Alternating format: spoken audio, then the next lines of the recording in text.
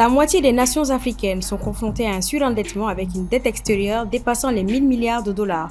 Au même moment, les flux financiers illicites du continent sont devenus un sujet de préoccupation majeur. Les détails dans ce journal. À Kati, la population était face à la presse ce matin pour dénoncer des litiges fonciers portant sur plus d'une centaine d'hectares de terres cultivables spoliées. Le groupe mythique Espoir 2000 revient sur la scène musicale avec un tout nouvel album dénommé Tableau Blanc, de quoi réjouir leurs fans. Il est 19h45, c'est l'heure du journal. Mesdames et messieurs, bonsoir et bienvenue. Les flux financiers illicites en provenance d'Afrique sont devenus un sujet de préoccupation majeure en raison de leur ampleur et leur impact négatif sur les programmes de développement et de gouvernance en Afrique. Paulia Pinguesson. La Commission des Nations Unies pour l'Afrique CEA a déclaré dans un communiqué publié ce jeudi 12 décembre que les vastes ressources de l'Afrique, de l'or et des diamants aux terres fertiles et à l'énergie solaire, ont trop souvent enrichi une minorité privilégiée locale et étrangère tout en laissant de côté la majorité des Africains. Elle a déclaré que les flux financiers illicites se produisent alors qu'environ 282 millions de personnes en Afrique restent sous-alimentées et que plus de la moitié des nations sont confrontées à un surendettement alors que la dette extérieure dépasse 1000 milliards de dollars. En réalité, on ne connaît même pas le montant exact. Ce sont des approximations. On parle de 90 milliards de dollars perdus par an. Mais à mon avis, c'est beaucoup plus que cela parce qu'on n'arrive pas à estimer exactement les montants qui sortent d'Afrique de manière frauduleuse. Donc, la somme généralement convenue, en tout cas ce qui a été rapporté par la Commission des Nations Unies pour l'Afrique, économique pour l'Afrique, parle de 90 milliards de dollars environ qui quittent l'Afrique chaque année. Les résultats préliminaires révèlent que la prise de mesures rapides pour restreindre les flux financiers illicites en provenance d'Afrique sera une source importante de financement pour les programmes de développement sur le continent dans un avenir proche. Une relation cause à effet, mais en réalité, tout cela participe du fait de non seulement les flux illicites causent la mauvaise gouvernance, mais c'est la mauvaise gouvernance aussi qui permet d'avoir des flux illicites. Parce que ça veut dire quoi? Ça veut dire que ce sont des ressources produites en Afrique, mais qui ne bénéficient pas aux Africains. Et vous savez que nous avons des objectifs de développement durable à l'horizon 2030 qui ne pourront pas être tenus par manque de financement. Et cela va aussi drainer les ressources nationales des pays africains parce que les compagnies, ou en tout cas les personnes responsables de ces transactions illégales, elles ne payent pas d'impôts non plus et donc ne participent pas à l'effort d'édification nationale. Donc c'est une grande difficulté dans ce sens. Il faut réduire ces flux illicites de la manière la plus absolue. Une des clés de la réussite est l'adoption de lois, règlements et politiques qui encouragent les transactions financières transparentes.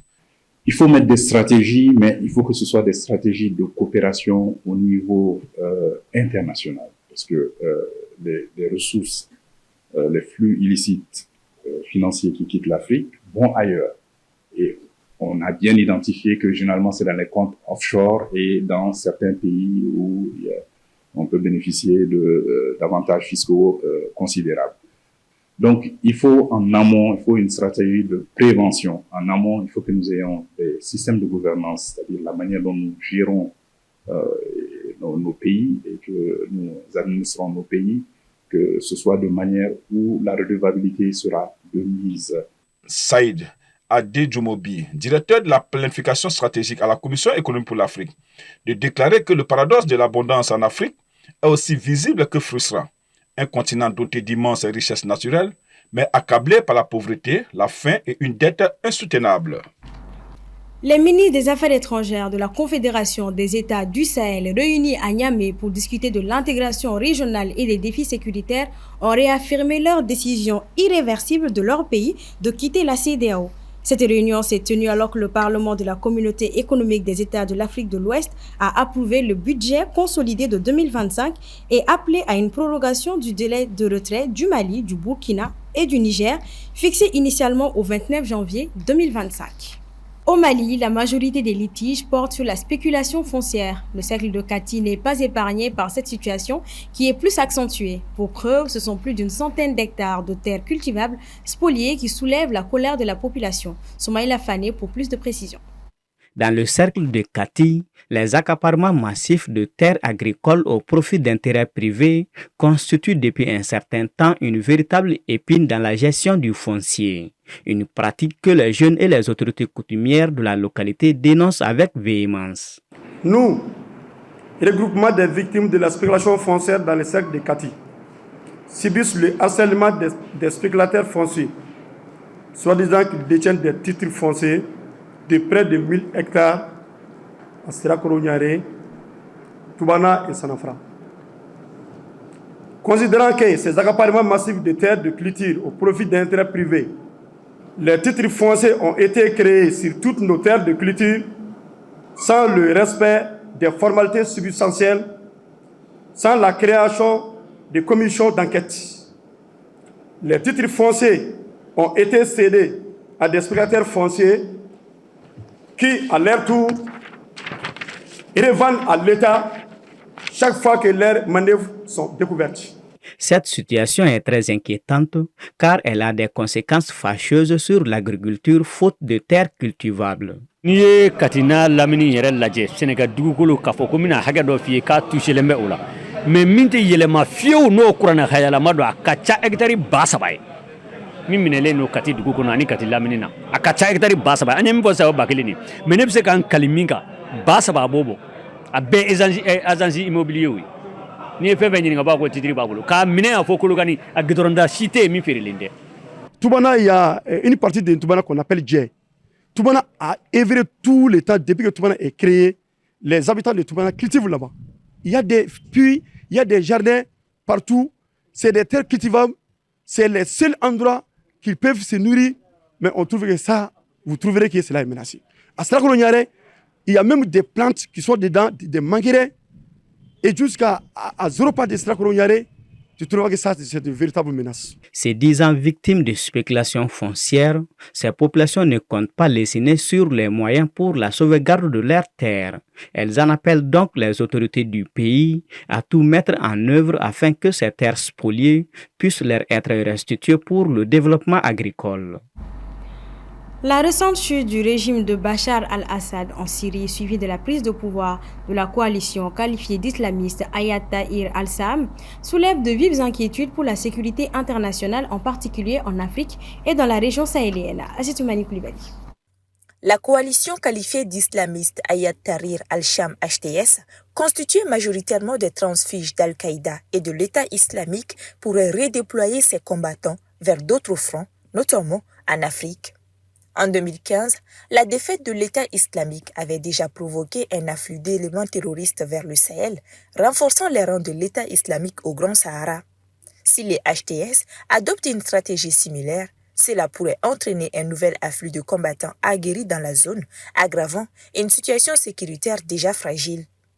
La chute du régime syrien a également des implications pour la Russie, principal allié de Bachar al-Assad. Moscou, disposant de bases stratégiques en Syrie, pourrait être contraint de repenser ses opérations militaires en Afrique. Le contrôle du HTS sur ces bases met donc en péril l'engagement russe dans des pays africains, particulièrement au Sahel. Un autre point d'inquiétude concerne les armes abandonnées par les militaires syriens. Il existe un risque réel que ces armes sophistiquées tombent entre les mains de groupes malveillants qui pourraient les utiliser pour alimenter la violence dans des régions déjà instables.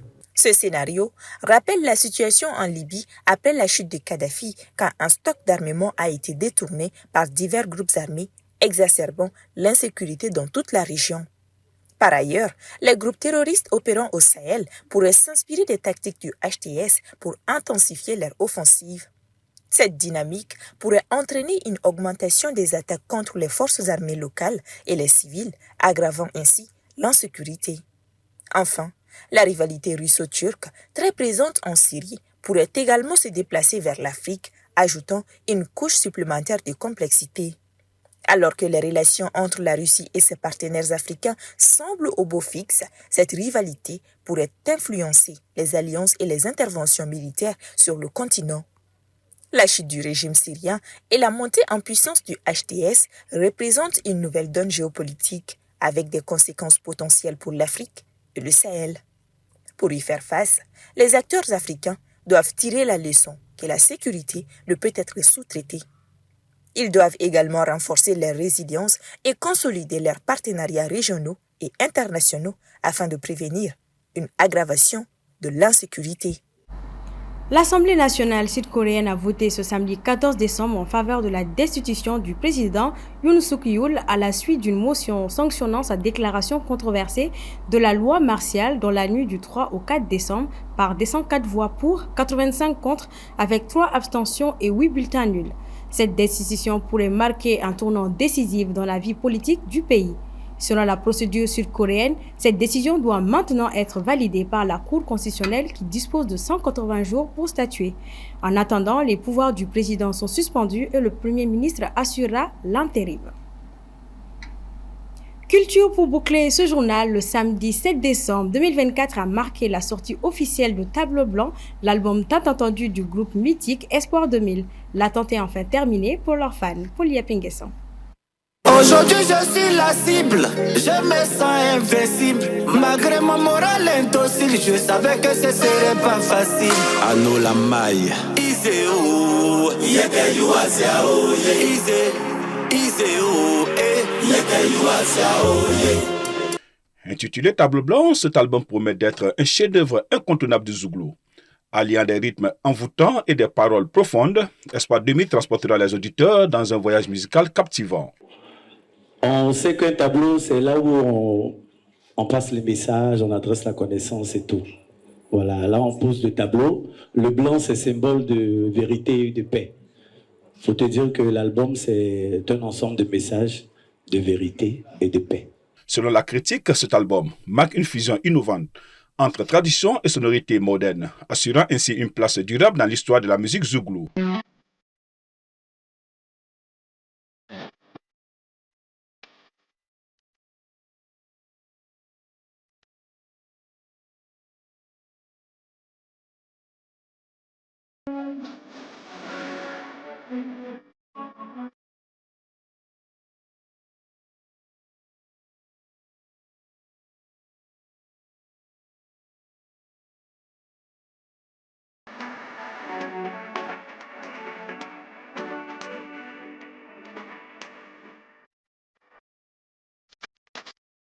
Les passionnés de Zouglou et les fidèles du groupe depuis ses débuts peuvent s'attendre à des tests socialement engagés, comme il sait si bien le faire, et une musique entraînante qui définisse l'identité culturelle singulière d'Espoir 2000.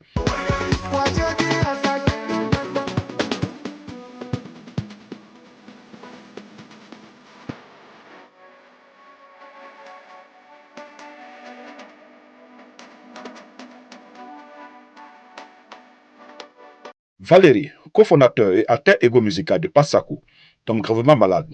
Cette épreuve bouleverse le duo, obligeant les artistes à mettre leur projet entre parenthèses pour se concentrer sur la santé de Valérie. La réalisation de Tableau Blanc a été un véritable défi porté par la passion et l'entraide. Malgré des signes encourageants de rétablissement, Valérie s'éteint peu avant la sortie de l'album. Cet album, bien plus qu'un simple projet musical, est un témoin de résilience, de solidarité et d'amour pour l'art. Il marque également un hommage vibrant à Valérie, dont la mémoire continue de résonner à travers chaque note et chaque parole de ce chef-d'œuvre.